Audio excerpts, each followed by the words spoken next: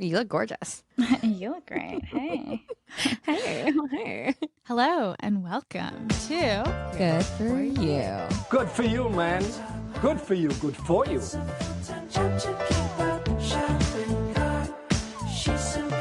Good for You is a podcast about the things we ghosted, the purchases that haunt us, and the best products, services, and industry happenings in the wellness, well-being, and spiritual space. We're going to give you a healthy little dose of fun. We're going to talk about the things that are happening in pop culture, the ones that got away, the things in our cart that are haunting us or ghosting us, our strong opinions that are loosely held.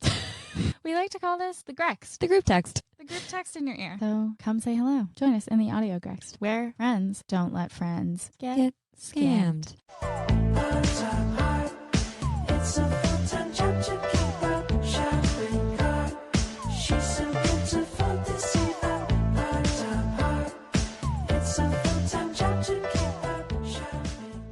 Hello. How's it going, Michelle? Hi, Wallace. I do have to say, I'm wearing this neck ice pack, and oh my God, it saved our lives this weekend. That and a little ice cube that you can roll on your face. I was like rolling Ethan's bald little head yesterday because it was like so hot in our house. And he was like, this is the best thing that's ever happened. This is the best thing you've ever done. I was like, whoa, high praise. You're like low bar. High Yeah, praise. exactly. I was like, okay, well, I know how to make you happy. It was easy. Well, you have all of the ice paraphernalia now. We're committed to ice this summer. We are committed ice to life. ice. Exactly. Yeah. And maybe not using the AC. I don't know. Trying to, offset our carbon load. For the first 10 minutes that we were talking, I first thought that you were wearing a scarf. And then I thought that it was a bow that you had tied in your ponytail that was coming down. Like a giant, that would be so cute. A giant bow Yeah. and then pulling it forward. No, alas. I'm wearing a sweater vest, which is probably not the smartest thing to be wearing because it is like 90 degrees today. But then, yeah, this ice pack feels amazing on my back of my neck, and I can tuck it into my shirt. How cool does this look? Up vote. Anyways, huge fan. Would buy again. If you haven't checked out our shop list from last week's episode, it's pretty much all things you can stick in the freezer. That's it. That's the show.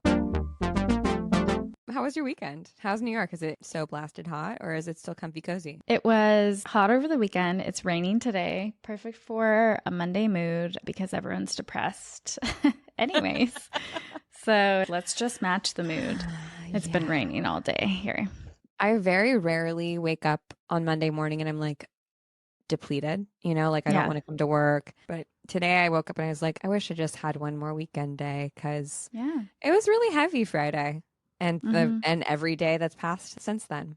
If you can't tell what we're talking about the fact that Handmaid's Tale is becoming a reality in this society. And what else can you do but try and find some dark, twisted humor? That's really all I could do. I woke up at 2 last night and I was like, how do we make jokes about this? It's not funny.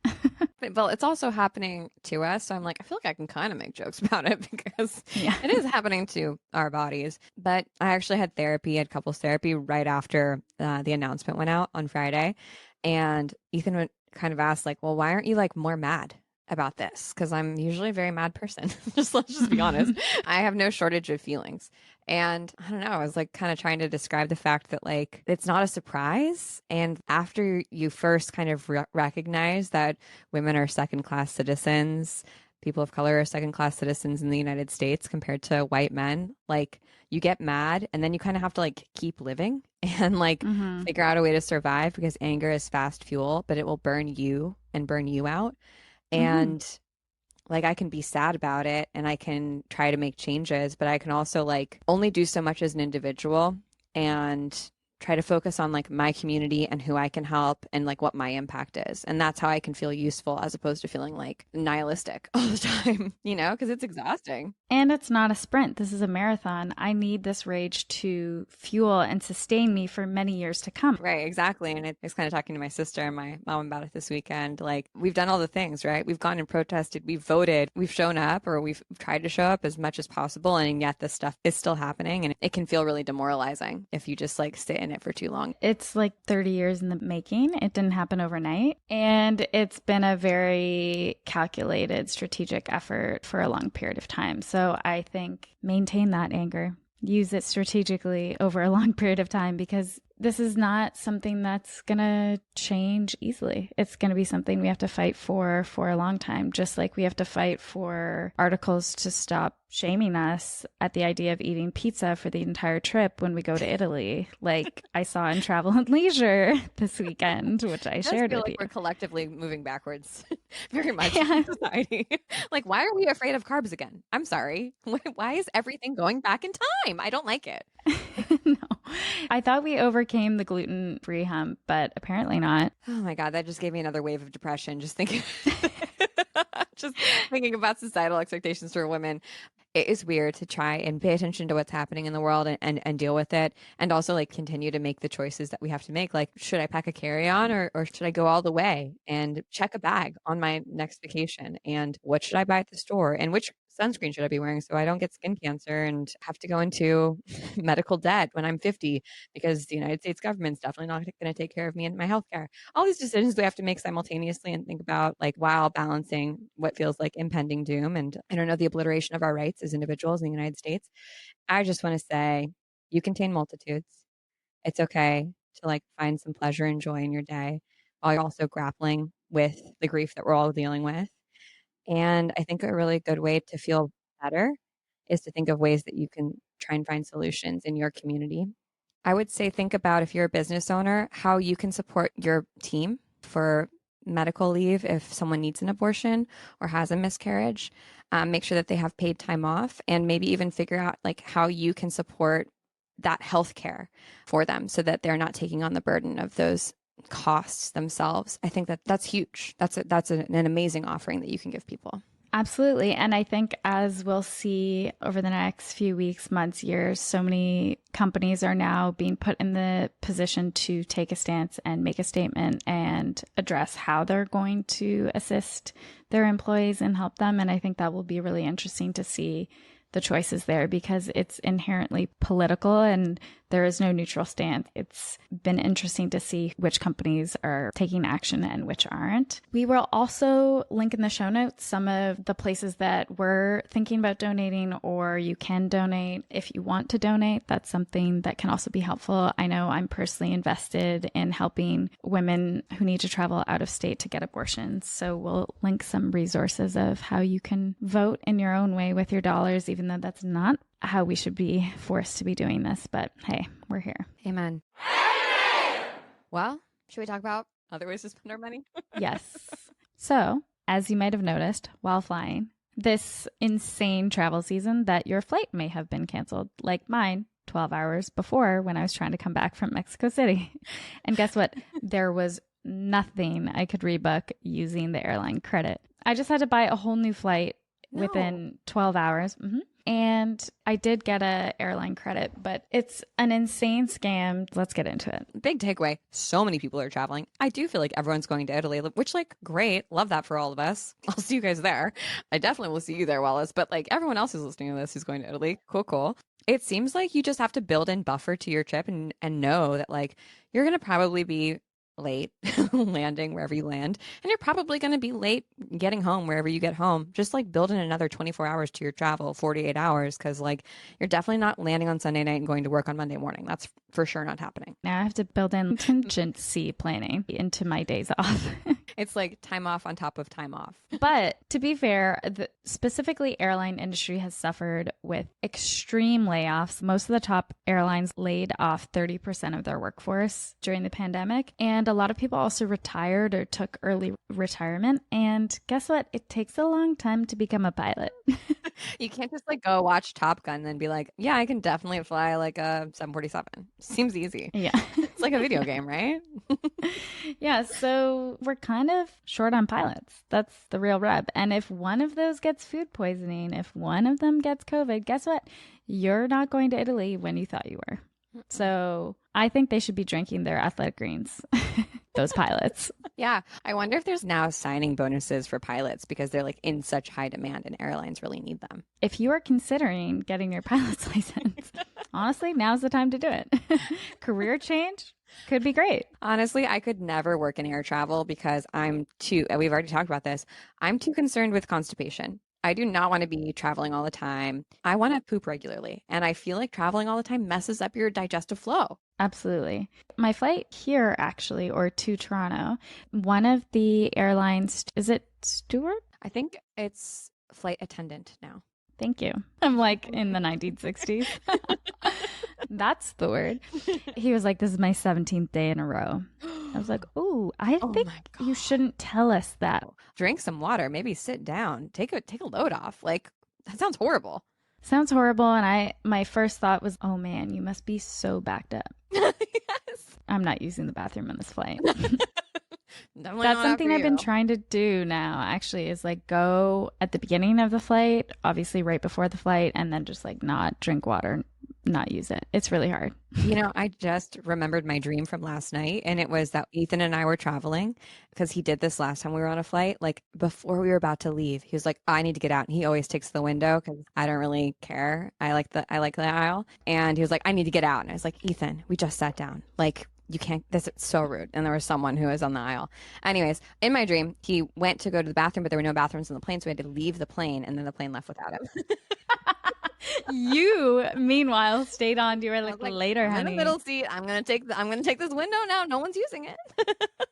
But I feel like it is a pro traveler move, like what you just said, to figure out your bathroom schedule on the plane and not be like constantly getting up. I'm such an aisle seat person. I will do anything to get the aisle seat. Prefer an aisle to definitely the window and definitely to the middle seat. I wouldn't wish that upon my worst enemy, unless, of course, we're talking about my enemy, Gwyneth Paltrow. Fuck you, Gwyneth Paltrow. You know what you did. So prepare for extra travel time and be nice to your flight attendants.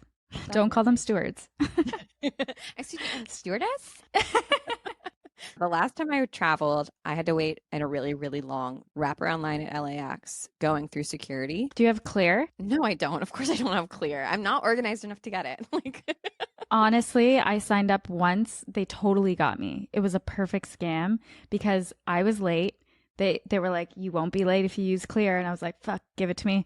Because I knew I was going to miss the flight and I didn't miss the flight. And truth be told, it has saved me from 3 flights afterwards. did you know that if you have an Amex, you actually get a credit for Clear every year? Yes. So I think I do too through Chase, actually. I got that. Yeah. I want to sign up for it, but I also feel like I need to go to the airport to do it. And I'm like, I'm not going to the airport unless I'm going to the airport. You get what I'm saying? Yeah. You kind of have to do it in line. But Exactly. yes. Well, honestly, I will say I think actually being a pro traveler is having TSA pre-check, which True. I just haven't got because same thing. You need to like go for an interview. You just have to, it's too I much. can't be bothered to do it.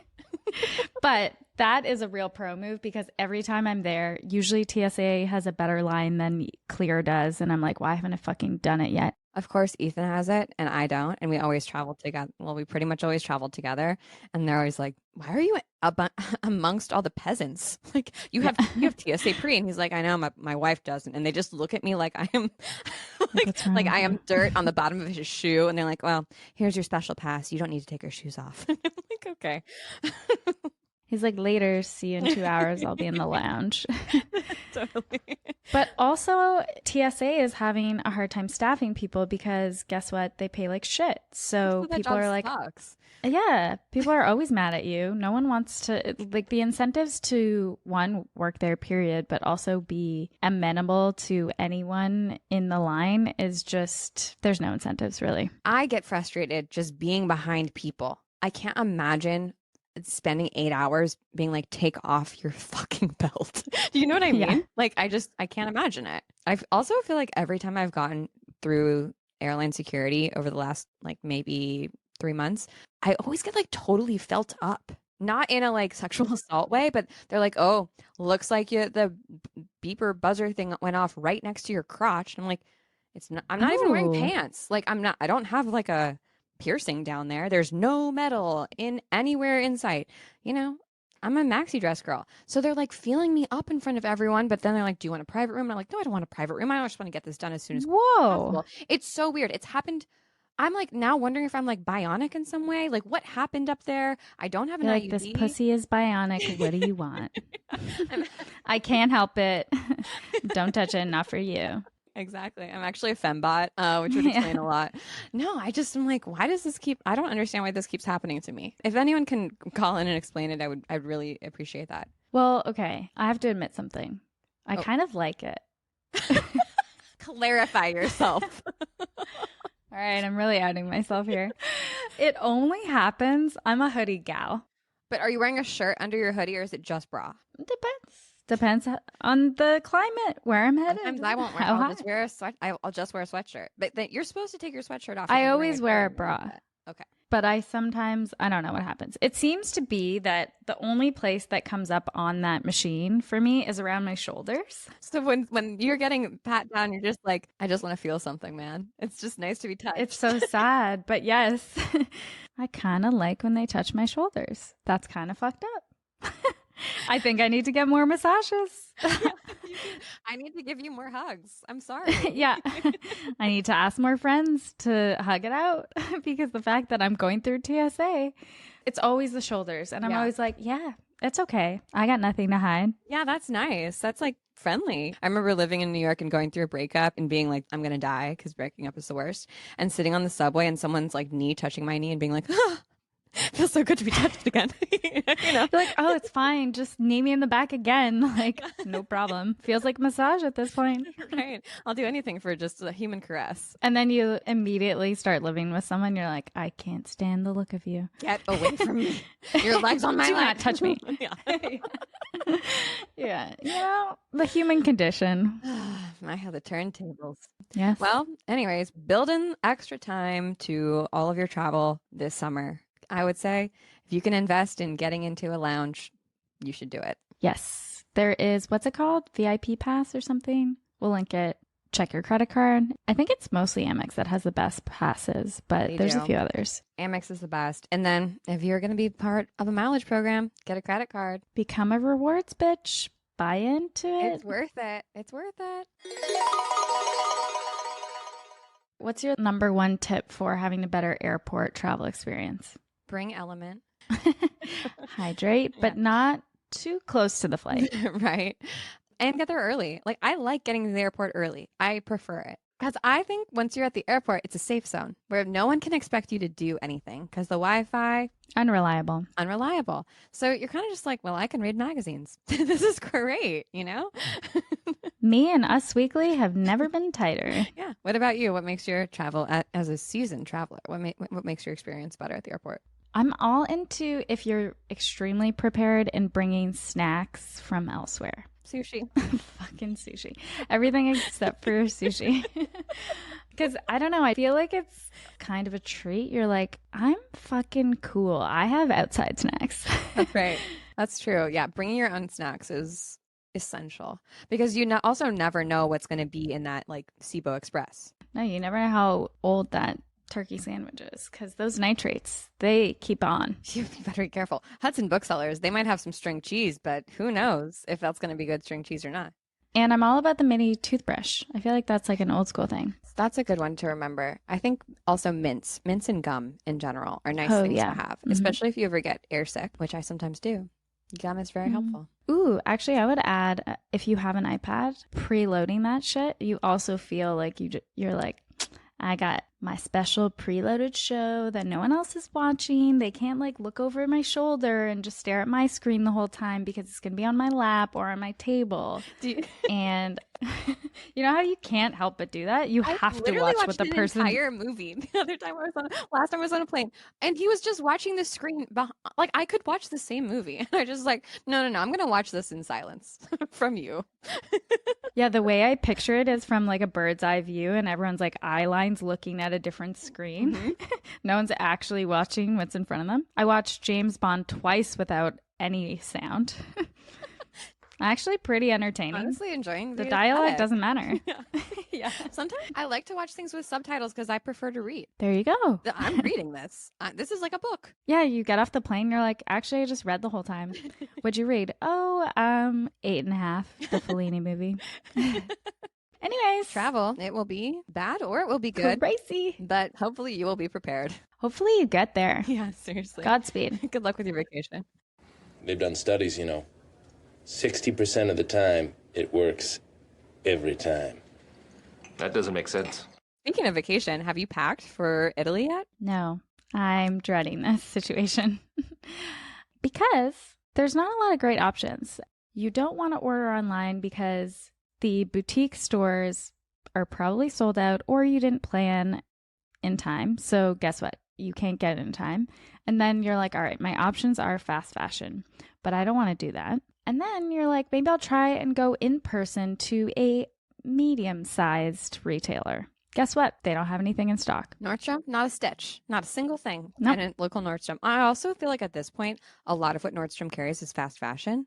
Like that might be totally out of pocket for me to say, but I feel like that's the situation. No, that it is. Even like Madewell and J. Crew, I'm like, this isn't slow. This isn't slow fashion. And they're all, I'm pretty sure, producing from the same manufacturers and just changing the neckline. Right. This is now J. Crew because it buttons up a few more buttons. Right. But have you ever gone on a trip with like clothes that you were like, it doesn't really matter what I pack, like whatever, I don't need like outfits. I just need like some jeans and a shirt and whatever. And then you like get to your destination. You're like, I hate everything I'm wearing. I hate my outfit. I do not want to be photographed. Honestly, like it kind of messes with your day when you're uncomfortable. Oh yeah. Look good, feel good, do good. Anytime I've followed the advice of many males in my life, they're like, you just need a bathing suit and short. You'll be good. That's a lie. Lies. It's not the same. Yeah. Even like a bathing suit that's old, like a really old bathing suit where you're like, whatever, here's a ratty bathing suit. Like if you're going to the lake or something, sometimes I'm like, yeah, but I don't like it. Or it turns out it's see-through and you're not on a nude beach. Also embarrassing in a different way. Yes, exactly. Yeah. Well, quite the pickle. Are you ready? Are you prepared? Yeah, ish. Slightly. Because I switched over. We have a really small house and we have a really small closet. So I switched over like my winter clothes and I realized I don't really have summer clothes.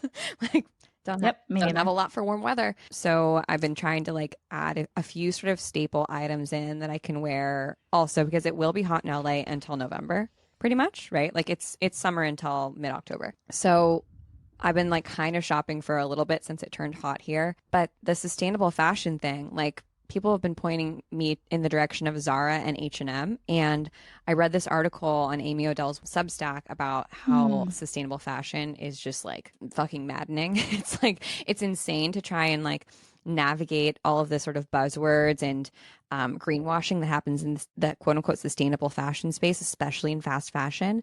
And I felt like paralyzed of like, okay, I don't want to buy anything from Zara, but I guess my other option is to buy used on like Mercari or Poshmark or Depop, but like you never know what kind of quality of clothes you're going to get. And just feeling like no matter what I do, I'm making the wrong decision if I'm going to be buying something, even if I get it from like Crossroads or the thrift store. I think it was the same issue of her newsletter.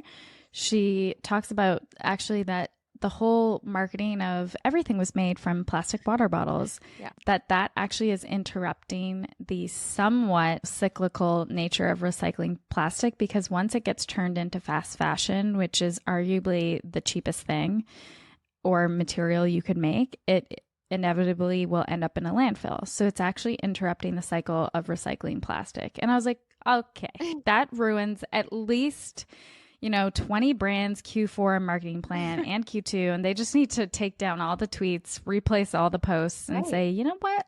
Yeah, like Girlfriend Collective and so many bathing suit companies like sort of tout the fact that they use PET bottles. But yeah, to your point, that's a closed loop recycling system that's like pretty well known, and it's interrupting it by trying to turn it into like a $10 bikini that you can buy at H&M that you're going to throw away. It's an early death sentence via your new tankini. Totally. And like one thing that just blew my mind, you know how Zara and even like Revolve now have on their website, they'll tell you sort of like sustainable fashion, how it measures, how like what you're buying measures up.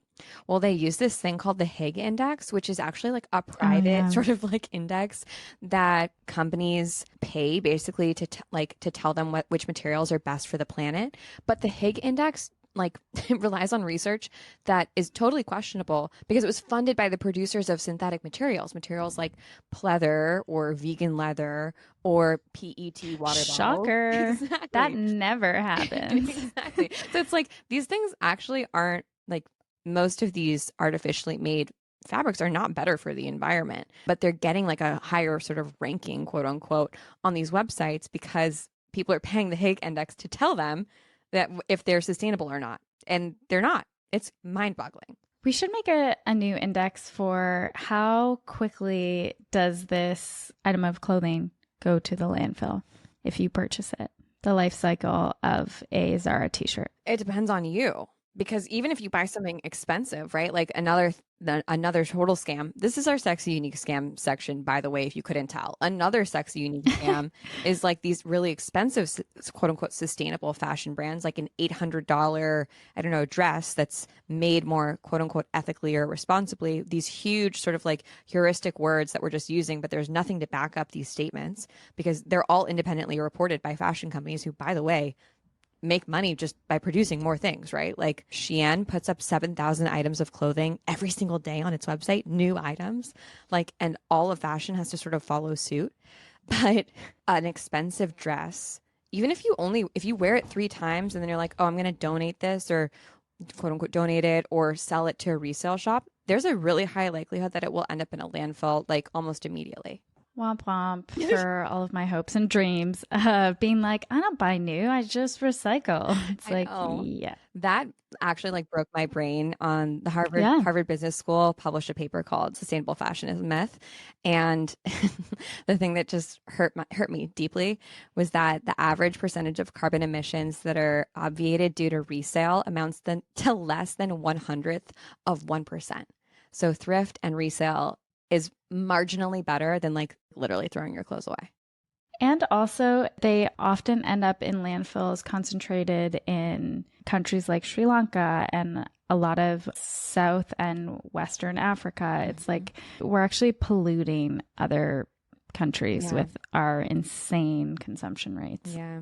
This is a really uplifting episode. I'm not sure if you feel that way, but that's definitely how I feel. So positive. I think the scam here is just that, like, I think fashion companies are trying to get the halo effect of sustainability, especially fast fashion companies, by saying like, oh, this is better for the environment, which makes us as the consumers feel better about buying, right? Oh, I'm buying from H&M, but it's the sustainable brand. Cool. And like, we can't really trust fashion, the like industry in general. It's constantly telling us like, you're too fat. Skinny jeans are in. Now skinny jeans are out. Now you need to buy this thing to be cool. Stop eating pizza in Italy, you fatso. Exactly. And yet we're like, okay, yeah, totally trust you, babe. Sure, sounds good. This is what I have to wear now. Okay, yeah, bike shorts sounds great. But like, we kind of can't trust. And it really shouldn't be on the consumer, I don't think, to like make these decisions about what's best for the environment. We should be able to like trust brands. And something that's cool that's happening in like the state of New York, they're considering taxing companies 2% of their annual revenue if they don't start disclosing how much waste they have, which I think is like amazing. Everyone's gonna be like, later, heading to Florida. Yeah, but it's really interesting because they're saying that like companies don't want to talk about how wasteful they are. So instead of making more products, it could be the only thing that stops companies like Shein and H&M and Zara from making just like basically mass producing fast fashion. So I think that there's hope. But I think the sexy unique scam is that there's no such thing as sustainable fashion. You know, it'd be a smart marketing move, though, on one of these companies' parts. What? Like a mid-sized, high-end-ish, I don't know, independent boutique who's all about sustainable fashion. They should say, you know what? We're not going to make any more clothing for the rest of the year. What we're actually going to do is teach people how to sew. No one's going to do that. Honestly, Patagonia is kind of like not doing that extreme, but they're like moving that. They don't use the term sustainable anymore because it's just like they don't call their clothing sustainable. They're so ahead of the times, Patagonia. No, actually, so much respect. I know people who have worked there, and everyone who has worked there has said they live truly through and through how they market to the best of their abilities. But that's also accessible because they're a privately held company. So much of the problem is that these like venture backed and publicly traded companies are trying to make the graph always go up. And guess what? You can't do that without producing on a mass scale, which is not sustainable. Like mass production just isn't sustainable, period. And so trying to retrofit the idea of sustainability into a mass production consumption model is one that we have not figured out. The math ain't mathing. It just, you can't do The it. math ain't math. The two things don't go together. But I do think what you can do instead of feeling like, oh my God, I'm fucking everything up if I buy clothes, is just make sure that you wear your shit. Just like wear your stuff. Wear it as many times as you can. Like get in a decent amount of life. And then if you can resell it, awesome. I also want to add to that. hang your clothes as much as you can. Hang. That dryer destroys clothes at an impeccable rate. All that lint that you're pulling out of the little lint catcher, guess what? That's your sweater. Bye. Just slowly disintegrating, like your rights in the United States. Yeah, your ability to control your own body and have agency over pretty much anything. It's like that dryer and that lint. Bye-bye. Yeah, it's honestly like being Italian is trending this summer. Just hang clothesline everything. That's a great transition into Haunted Cart. Get in, loser. We're going shopping. Summer capsule wardrobe.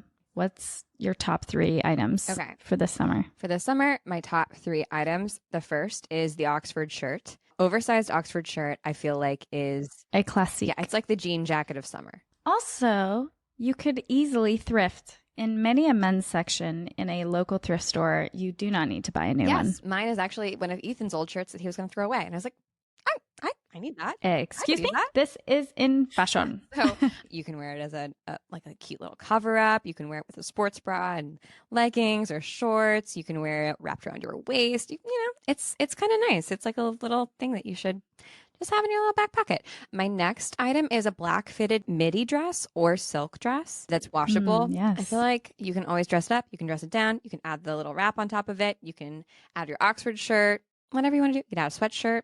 You can live your life. It can be a beach cover up. It can be dress up, dress down. It's just a good all-purpose item to have. And then my last thing are actually a pair of these black platform sandals from Doc Martens that I bought last spring, and I probably worn them 200 times since then. And I really like them because they're platform. They're polyurethane, but they are like all weather, so you can sort of like spray them down. What are you spraying them down at? Because I've actually like worn them hiking and stuff, and they get dusty. So you can nice. That's great. Get them. They're super comfortable. I have arthritis in my feet because I was a professional dancer, and they're super comfy, and I love them, and they're pretty cute. So yeah. That's my capsule wardrobe. And pretty packable. Yes, they're very light. They're very lightweight. Well, what's in your capsule wardrobe for the summer? Well, thankfully, the dad orthopedic shoe is still trending, the large sneaker. True. So you have to have comfy but cute sneakers. You do. Also because you're probably going to walk a lot, especially with all that fucking pizza you're eating. Do not let travel and leisure push you back into disordered eating, okay? Let's body shame you. No, you can eat pizza. You don't have to walk it off. This is hot pizza summer and cute, comfy sneaker summer. So I was actually looking at some running shoes on Amazon because I cannot find them anywhere. Really? Yeah, they're my favorite running shoes. It's not that cool or unique. It's the Hoka, Oh yeah, Hokas are like super Bondi comfortable. shoe. Yeah. They're so insanely comfortable, and I've ran in them for a while, and the pair I have is kind of fallen apart. Not the best quality, I might add. But so comfy, great to run in. And I was trying to find them, can't find them anywhere. They're all like sold out. And I was looking on Amazon, and a related item was called the diabetic shoe. I was like, I mean, hey, looks pretty damn comfy. I've also had diabetic options popping up lately on my For You page because I bought compression garments because we're traveling. Like compression shorts or pants and a compression shirt. And they're like, do you have varicose veins? Not yet. Okay, so you've got your hot orthopedic shoes. Yeah, hot diabetic shoes. You need a supportive and comfy bodysuit. You know, you can wear it as a shirt. You can wear it as a bodysuit, under shorts, under a skirt. You can wear it all which ways. And third and final is a shacket. Is it a jacket? Is it a shirt? We don't know or care, but it is a 2-in-1 piece that keeps you slightly warm, but is not too hot. For sort of like a cool beachy night. Yeah. Love that. Do you have a shacket that you prefer? I find them difficult to buy personally. Like I'm not fashionable enough to find them. I think a shacket also can be thrifted because it could be a men's item. Like a men's flannel or something? Yeah. Anything just slightly thicker than an Oxford shirt. Because an Oxford shirt is great, but it's not going to keep you very warm. That's true. If it gets a little chilly. I don't know if I have a preferred one specifically. I feel like mine are all kind of random thrifted ones. All right. I respect that. Yeah. You know where I actually have really good luck finding new shoes is Depop. Oh, okay. Like new sneakers I can always find on Depop for some reason. But I'm also a weird size. So I'm a 10.5. You know, I'm 7. I feel like I'm that size where it's always sold Right. out, especially in the diabetic shoes. It's so frustrating. Yeah. People are like, no, I want that size shoe. Isn't it weird to think for the most part, our feet will never change size? When I was 27, my feet went from a 6 to a 7. And I was like, what? This is not supposed to be happening. Whoa. And my friend who I used to share shoes with, she was like, no, you're not. You're lying. I was like, my feet don't lie. Did you start running or something? Like, what happened? What happened? What happened? I don't know. Honestly, it's like, it was one of those things where I was like, wow, people change, man. Even the shoe size a lot later. That's really interesting. Same thing happened to me when I went to college, but it was because I had been shoving my feet into point shoes for 10 years. You are binding your feet. Yeah, basically. And then I started taking modern where my feet were flat and I didn't have any shoes on. And they're like, I'm free of They got these. like much wider and longer because they kind of just like relaxed. They're like, oh, finally unbound. And yeah, I went up. I had to go up in like my point shoes, my regular shoes. It was weird. Wow. And you're like, and then I became a communist. I just, everything. So much changed. All right, dear listeners, We have a giveaway this week. we sure do. We are giving away to one lucky person who gives us one glowing 5-star review an ice cube pop. It's for your face. It's amazing. I don't know the name of it. I think it's called like an ice cube. Well, let me just read the message I received from Michelle, who was just ecstatic to receive her glow cube, is what it's called.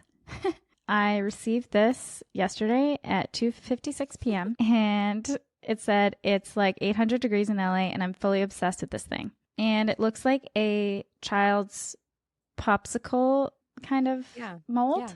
But in it is just a nicely formed ice cube. And I said, wow, are you sucking on it like a popsicle? And she said, no.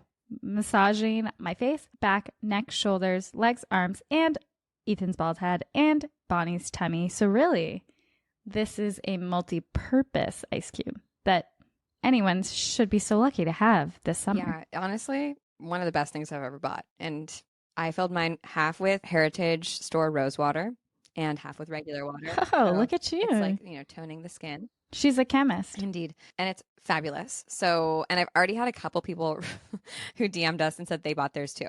Instant checkout, basically. Pretty much. Yeah.